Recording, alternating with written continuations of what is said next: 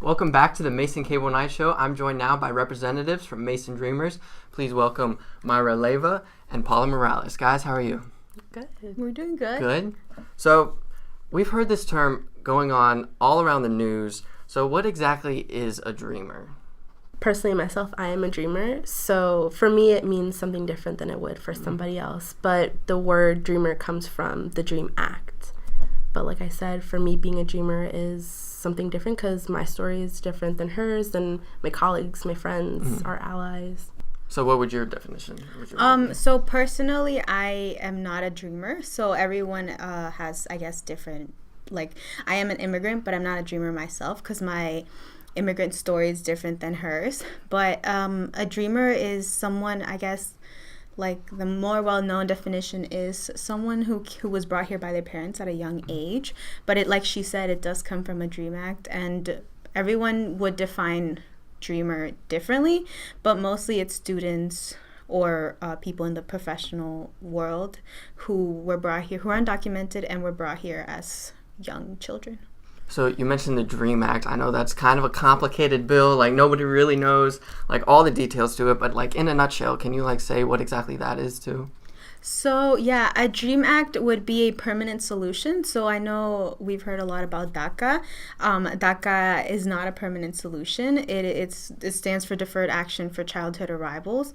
But like we've seen with this administration, they kind of have people on a limbo. Like, is it going to be taken away? Is it not? Will I ever be able to renew my DACA? So basically, the DREAM Act would be a permanent solution, a permanent pathway for people who to be able to eventually become U.S. citizens. What's a Mason Dreamer now? What's, like, the purpose of your organization?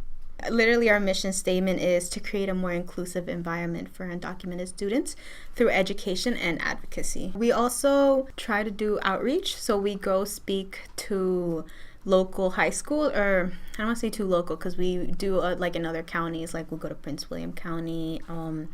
We go speak to them and talk about our story and that it is possible to be able to attend college, because that is the purpose. Like, we're trying to educate people and we're trying to advocate. We want to educate people who don't know, but we also want to educate those who live under that identity of being a dreamer. So you mentioned events. What type of events do you guys have? Oh my gosh. I think one of the biggest ones would be our Undocu Allies. We have them once a month, and we just, I guess, train whoever wants to become an ally or just know more about us. I believe it's a couple of hours. You learn terminology, and you also make some friends. I mean, I guess a lot of people that go in, they're like I didn't know you were a dreamer, and it's a nice environment. It forms like a community almost. Yes, exactly. Yeah, so Undocu Ally is definitely something that one of the biggest parts of Mason Dreamers on campus, because after you go through Undocu Ally, you kind of sign a pledge that now you are an ally and people are able to come to you, and you can, even if you don't know the answers, because I mean, even us that are involved, even us, if we live through it, we don't know all the answers, but once you go through the training, you can point them at the right direction. So now you're you're a resource for those students once you go through Undocu Ally. So you don't have to be a dreamer to be a Mason Dreamer. Right. So like she mentioned, I am the internal president, and I myself am not a dreamer, but it is something that is close to my heart because I have dreamers in my family. I have dreamers in my group of friends. Like, it definitely is something that is very important to me. So you don't have to be a dreamer to get involved with Mason Dreamers. There are similar organizations to Mason Dreamers, like all around Virginia. There's an organization, Virginia Tech, UVA, VCU, University of Mary Washington. Do you have a relationship with these other organizations? I think what's really cool about Mason Dreamers in general is that a lot of the other colleges, they kind of look up to us. For example, I believe, I forget their name, over at Nova Annandale campus. Are they called Dreamers Empowered, I believe?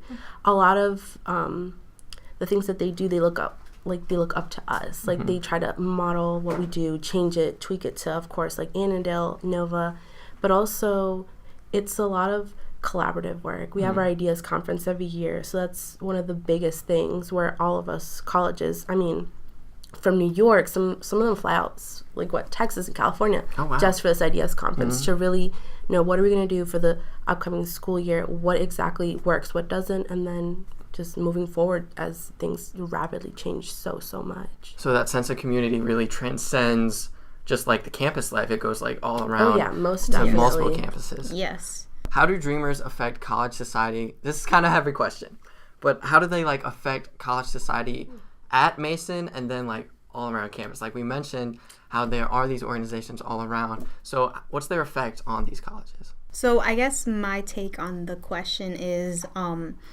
the way at least let me start off by Mason. Dreamers have an effect on Mason. Like she said, a lot of times you don't talk about your status. So there could be, you could have like 10 students here, half of them could be undocumented, but you would never know that. So I think that although it's something that is now a hot topic because, you know, with the administration and everything, before it wasn't as unsafe to be a dreamer because it was easier to hide, I guess.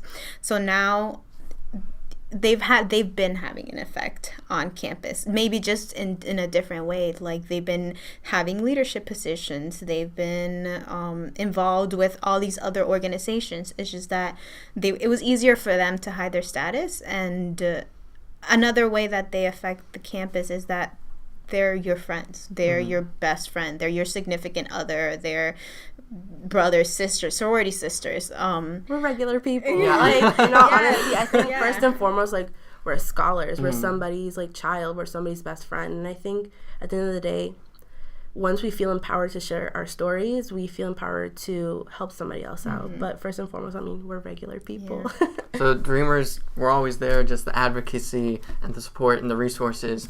You're just now starting to get that momentum. Blossom. Yes, Yes, exactly. yeah. So how can other people support you and like all the Dreamers and the Mason Dreamers specifically? Okay. So, well, a little, shameless plug over here. We have our That's Dream what the show's Week. about. We have a Dream Week coming up. It's on the week of April 1st or April 2nd. So it's the first week of April. The first week of April.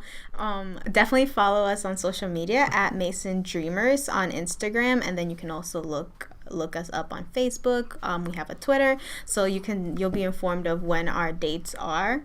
But another way is getting informed. Getting informed is one of the most important things. Like Paula mentioned, we have Undocu Ally, and you can definitely know about a lot of the resources. So being informed, and also something that she said before, also watch your language. Be informed that words do have an effect on people. So as you all can see our shirts, no human being is illegal. So I guess being informed and be conscious that people hold different identities than you. So don't always just speak up on your own experience because everyone else has different experiences. But the most important thing is be informed. Come to our events and just be aware of what's going on. Don't let your own life determine what you care about and what you don't care about. Thank you both for being on the show. I'm so glad that you guys agreed to come on because I do believe that your cause is very important and that we need to increase this advocacy. So what do you say we have a little fun? Let's go. Okay, so when we come back, we're going to take on the Loud Music Challenge.